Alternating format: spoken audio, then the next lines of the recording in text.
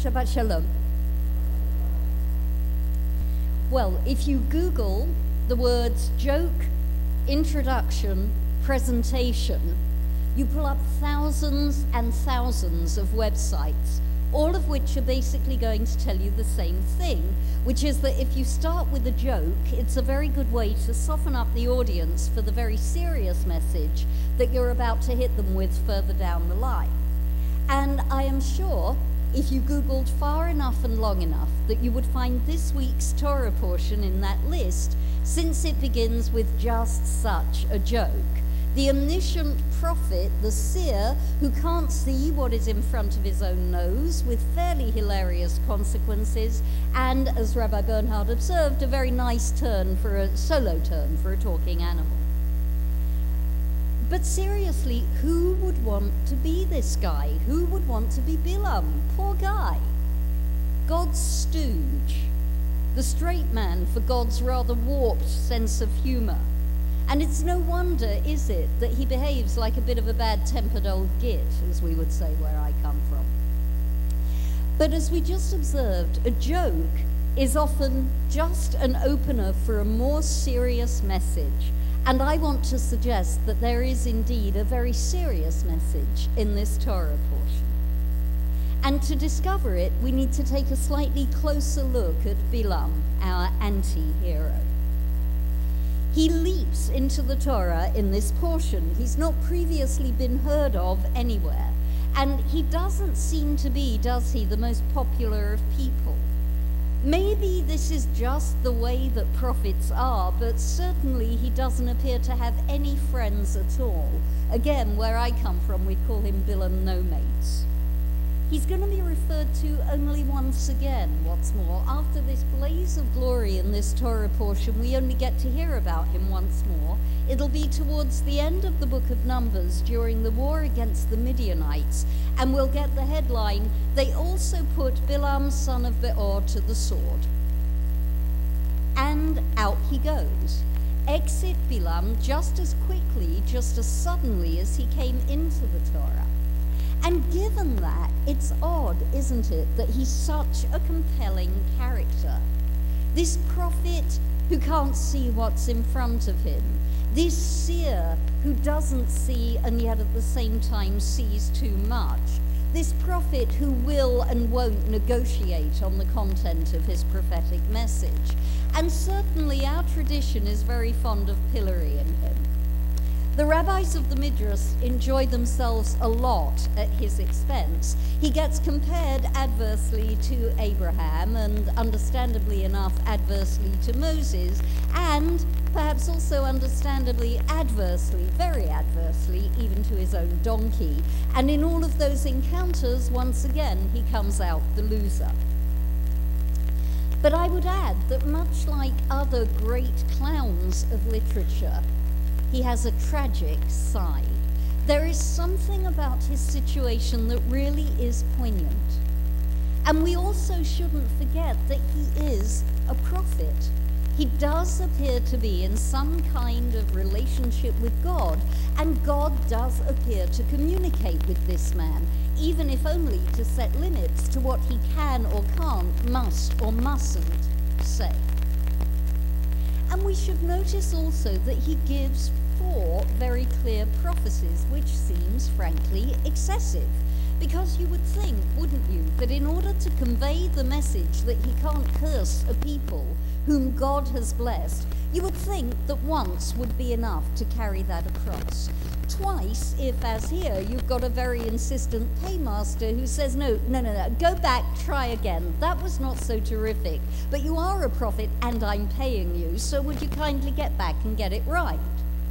But nonetheless, 4 really is excessive, you would think. And those prophecies, if we look at them closely, are what carry the serious message of this Torah portion. The enlightenment that is behind the clown. And there is a very clear difference between the first 2 prophecies and the last 2 prophecies. And that is what carries that message both for Bilam and for the Israelite people. and for us here as we listen to those messages again today. I want to suggest that those first two prophecies are fairly standard. Unlike Nike, unlike other political slogans, these are the prophecies that say in 3 words, no, can, do. Yeah? Balak, listen up. Sorry, mate. Can't do what you wanted. Can't do what you're paying me for. Can't do anything about it, actually, because there's an awful lot of those Israelites. They're clearly a bit special, and they seem to have God's phone number, so if I were you, I would give up. Yeah? Essentially, that's what those two prophecies say. But then there comes a change. Balak does give up. This is something that we tend not to notice when we're reading the portion at speed. He does give up. He says very clearly after prophecy number 2, look, don't curse them and don't bless them. And we can imagine him pulling on Bilam's sleeve. He's already had 2 of what he doesn't want, and he's done. He really doesn't want to take any more. But Bilam has got the bit between his teeth by now. No, he says, whatever the Lord says, I must do. And so Balak really has no choice. He has to take him off to yet another place. And in that place, something takes place. Rather than run around looking for omens, which is what Bilam has done for the first 2 prophecies, and which I imagine we're supposed to understand is what prophets were supposed to do if they were performing a halfway decent job and giving people their money's worth. Instead of doing that, the Torah tells us that he stands still, but he turns his face towards the wilderness, and something happens. And rather than God randomly encountering him, bumping into him, as the previous 2 prophecies have stated, by Ikar Elav, it says in the Hebrew, the Torah instead tells us that God's Spirit, God's Ruach, appropriately enough, the speaking Spirit, the Ruach, the same Ruach that hovered over the waters at the creation of the world, settles on this cloud. And this puppet, this prophet that up until now we have laughed at his expense, he's not noticed angels, he's a stooge, he's an idiot, he's slapstick, but at this point in the Torah portion, this clown is going to start to prophesy for real. And he does so first by introducing himself to us all over again. He introduces himself by name. I am the one who hears God's speech, he says. I am the one who beholds God's visions. I am the one lying flat on the ground, but with my eyes wide open. And the first thing he sees with this new vision is the whole encampment of the Israelites, 600,000 people, arranged in their battalions with the Mishkan at the center, and he bursts out into a line that is so famous that our liturgists have given it pride of place in the Siddur, and it's one of the first songs that we teach our children in the Hebrew school. What's the line? Very good. Matovu ohalecha Yaakov, mishkanotecha Yisrael. How beautiful are your tents, Jacob, your dwelling places, Israel. And the 4th prophecy, the one that is going to succeed that, is just as spontaneous. And by this time, Balak has completely had it with this unreliable prophet. And we can imagine him pulling at Bilam's robe to try and make him leave, even as he threatens that he's not going to pay him 1 cent because he didn't get what he ordered. But now there is no stopping Bilam. He is now, having seen the present, he's going to prophesy the future, and using exactly the same introduction as before, putting his own name on this prophecy, he predicts that a star will rise out of Jacob. And that star is going to endure long after the Moabites and the Edomites and the Amalekites and the Kenites and the Cypriots have all perished. That star will continue to shine. In other words, he is completely carried away. And that prophecy is followed by utter silence. No more from Bilam, no more from Balak. He simply turns around and leaves they depart. As Shakespeare wrote in another context, the rest is silence. And the next time we meet Bilam will be to hear that half verse that reports his death. So what message are we supposed to take from Bilam and from those prophecies? What is the message lying beyond the joke? And I would like to ask, what was Bilam telling us about himself? And by telling us about himself, also telling himself about us. First, that Matovu prophecy. It is so beautiful. It is one of the most beautiful pieces of poetry in the Torah. It's up there with Moses' song at the end of the Torah. The spread of the tents, this fertile, green, flourishing, buzzing, beautiful community. There's a note in the Chumash, in the Etz Chaim, from the Hasidic Rabbi Menachem Mendel of Kotsk, who observes that ordinary people combine to create extraordinary communities. And this, it would appear, is what Bilam sees. And reading that passage this year brought about a very personal vision for me. Last week I was not here because last week I was at Camp Ramah, up there in Ojai, frying in about 110 degrees, me and 700 young Jewish people, 200 or 300 counselors, and a team that runs this enterprise year in, year out. Now, natural beauty combined with communal identity and purpose is very powerful indeed. And I wonder if Bilam felt something like what I felt my first time in my life at Camp Ramah, looking at the whole operation of community. The Maharal points out, the Maharal was the Rabbi of Prague, we know his story of the Golem, and the Maharal points out that there's a secret in Bilam's name. He says it's below He says it means a person without a people.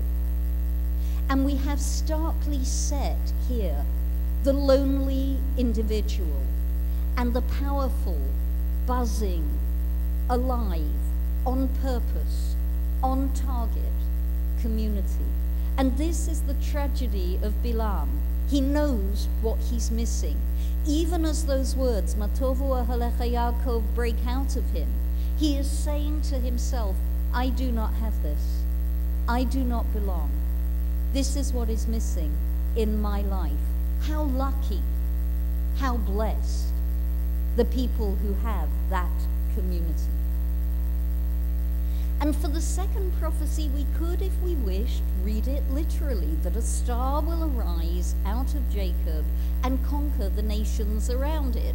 Rabbi Artson has pointed out before that you don't see so many Hittites, so many Amalekites walking around Los Angeles these days, and yet you do still see the descendants of those Israelite people. But I also think that this Shabbat we can and we should read that prophecy metaphorically. Because you see, I think it speaks to a communal identity of purpose. Bilam is noticing once again what he has not got, that a community can come together around a shared ideal or set of ideals, and then exercise its power together in pursuit of those ideals, for the improvement of the community and for the betterment of the world. And perhaps even as he voices it, Bilam is once again conscious of how he is not part of that shared destiny. And right at the end of the prophecy, he wistfully observes, alas, who can survive except God has willed it? As he turns silently and walks away from what he's seen, is he telling us that he has also foreseen his own lonely death? Perhaps. Bilam may be a buffoon, but he's certainly not a fool. So the message behind the joke, the message for us, is a powerful one. A message that tells of the beauty of community. A message that tells of a community set in its place, growing and flourishing. It tells of the power of shared convictions. And every morning in our prayers, every morning in our Siddur, the liturgists have placed not only Bilam's explosive words as the vision comes upon him, Ma tovu ohalecha Yaakov mishkanotecha Yisrael, but the follow-up, Ashreinu, it says, Ma tov chelkenu u'mana'im goralenu u'ma yafa yerushatenu. How happy we are. How good is our portion. How beautiful is our destiny. How perfect is our inheritance. And yet, how many of us say those words or don't say them? Whichever way, we don't believe. We don't see. Like Bilam, we're blind. We don't see what we've got. On this Shabbat of insight, let me leave you with a question. Do we need our enemies to tell us what we've got in order to see what we have? Or can we ourselves, singly and as a community, take upon ourselves to commit to seeing what we have, to noticing what we have, and to celebrating what we have? Shabbat Shalom.